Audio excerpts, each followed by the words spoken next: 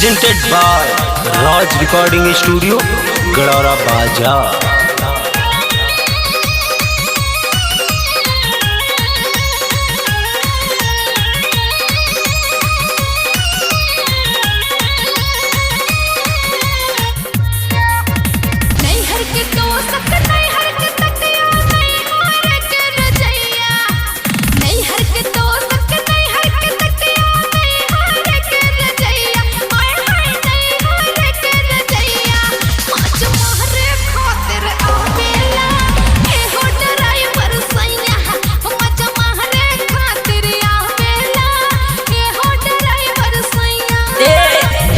के तो सक नहीं हर के तकिया नहीं हर के रजैया आए हाय नहीं हर के रजैया ए दादा नहीं हर के लइका वहाँ डर लगे ई हो न कही हो ए दादा नहीं हर के लइका वहाँ डर लगे ई हो न कही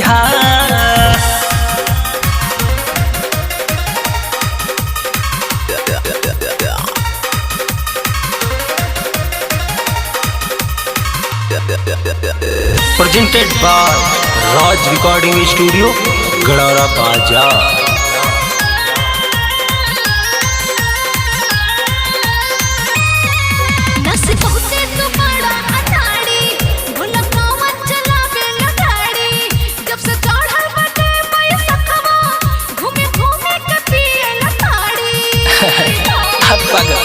कुछ बोलत रहे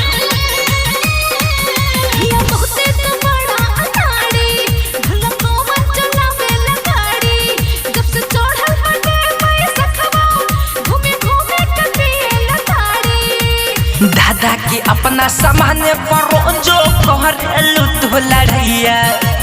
दादा के अपने सामान्य पर जो कहलू तू लड़ैया आए हाय करलू तू लड़ैया ए दादा नहीं हर के लड़का वहाँ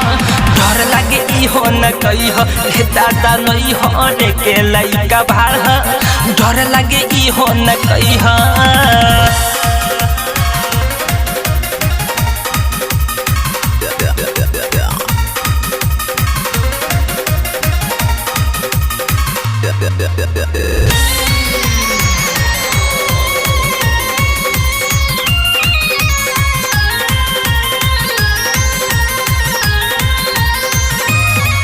देखी संदीप बिनो धले है माजा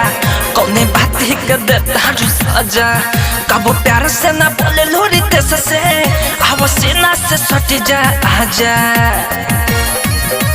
ए जा आजा ए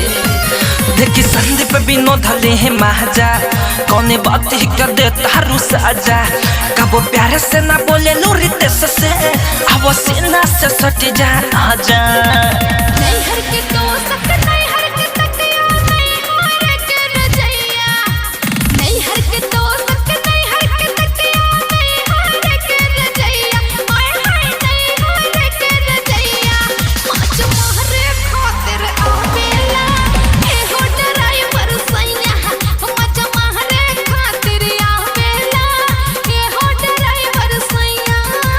नहीं हर के तो सके नहीं हर के पलंग नहीं हर के रजैया ए जाना नहीं हर के रजैया ए दादा नहीं हर के लइका वहाँ